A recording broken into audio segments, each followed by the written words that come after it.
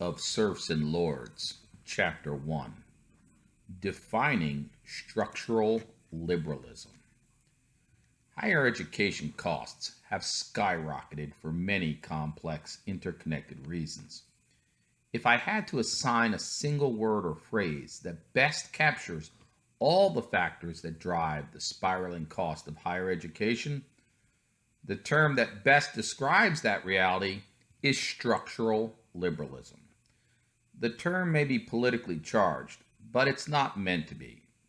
Indeed, the word liberalism is broad, vague, and subject to vast interpretations.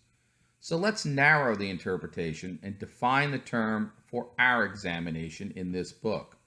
Indeed, rather than merely using, quote, liberalism by itself, it's responsible and necessary to modify it to make a critical distinction between pure political perspective and economic and societal structures.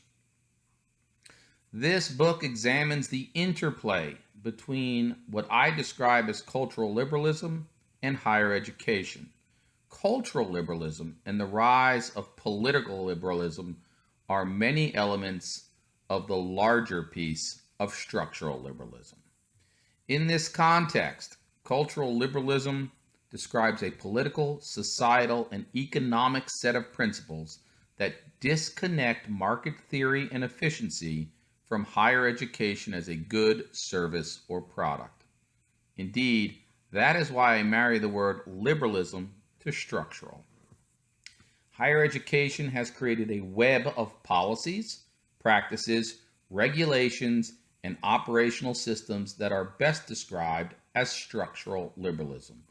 Moreover, societal expectations and demands rooted in modern political liberal philosophy also play a key role in building, shaping, and supporting the structural liberalism of higher education.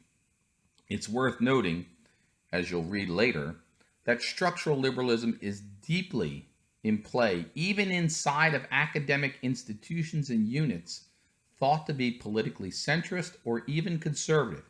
In short, and this is critical, the entire higher education system works off structural liberalism. We subject nearly nothing we do in higher education to market forces. Likewise, we don't fund loans to get an education based on market principles. We don't evaluate loan risks based on institutions, majors, or even people.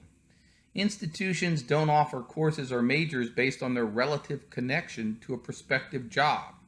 And we deliver educational services in the classroom primarily through a workforce, a tenured workforce that is overpaid, underworked, disconnected from the consumer, and for nearly every intent or purpose not subject to downsizing. If capitalism is the life breath of liberty and the engine of economic prosperity and innovation, then the principles of efficiency and risk on which capitalism depends and which private industry uses to build and innovate could not be more foreign to higher education if we set out intentionally to block them from use.